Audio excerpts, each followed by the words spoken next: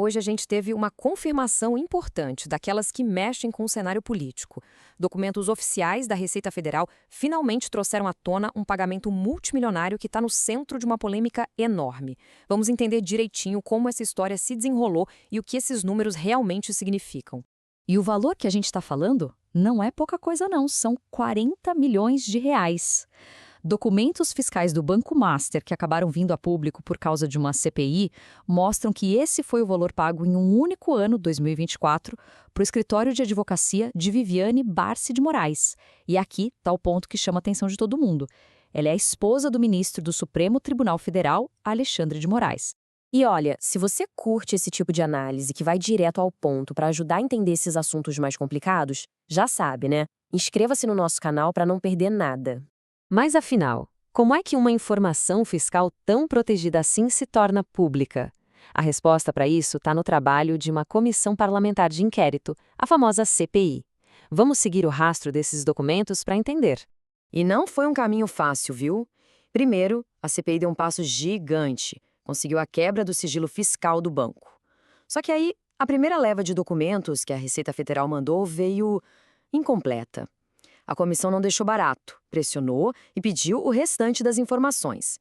E foi só aí que os documentos completos chegaram, confirmando de vez esses pagamentos milionários. E aqueles 40 milhões eram, na verdade, só a ponta do iceberg. O contrato inteiro entre o banco e o escritório de advocacia mostra um valor total que, bom, passa fácil da casa dos 100 milhões de reais.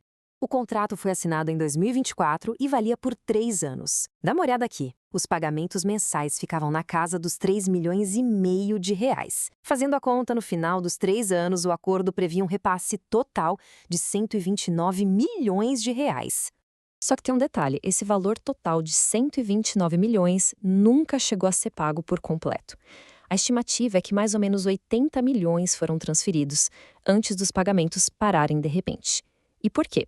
Porque o Banco Master entrou em liquidação em novembro de 2025, ou seja, ele fechou as portas para pagar as dívidas antes mesmo do contrato acabar. Bom, com números dessa magnitude vindo a público, era de se esperar uma reação, né? E a declaração oficial que o escritório de advocacia soltou é, para dizer o mínimo, curiosa. A resposta oficial negou tudo em 2 frentes. O escritório disse que não confirmava as informações incorretas e vazadas ilicitamente. É bom prestar atenção nessas 2 palavras-chave, incorretas e vazadas.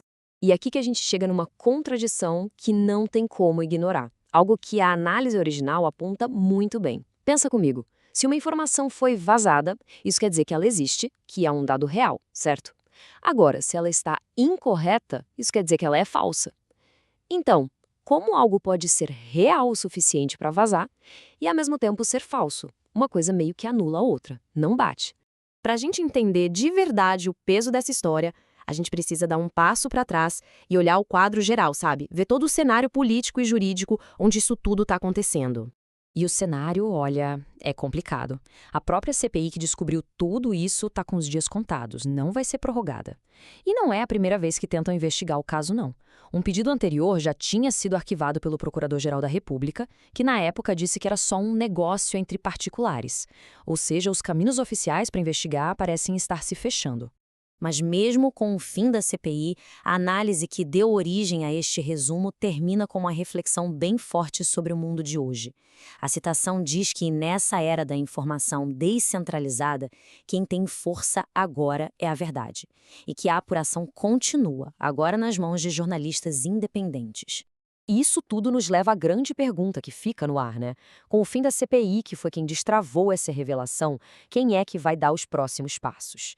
A questão sobre o que vai acontecer com a apuração completa desses milhões todos continua, por enquanto, sem uma resposta clara.